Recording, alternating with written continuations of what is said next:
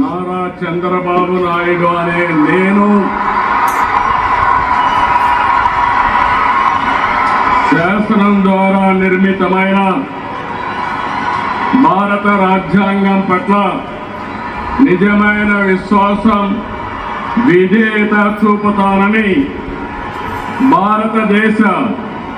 సార్వభౌమాధికారాన్ని సమగ్రతను కాపాడుతానని, ఆంధ్రప్రదేశ్ రాష్ట్ర ముఖ్యమంత్రిగా నా కర్తవ్యాలను శ్రద్ధతో అంతఃకరణ శుద్ధితో నిర్వహిస్తానని, భయం గాని పక్షపాతం గాని రాగద్వేషాలు గాని లేకుండా రాజ్యాంగాన్ని శాసనాలు అనుసరించి ప్రజలందరికీ న్యాయం చేకూరుస్తానని దైవ సాక్షిగా ప్రమాణం చేస్తున్నాను. నేను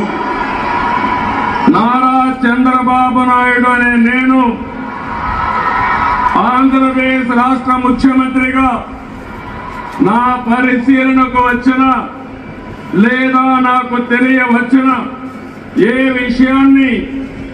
నా కర్తవ్యాలను సక్రమంగా నిర్వహించేందుకు అవసరమైన మేరకు తప్ప ప్రత్యక్షంగా గాని పరోక్షంగా గాని ఏ వ్యక్తికి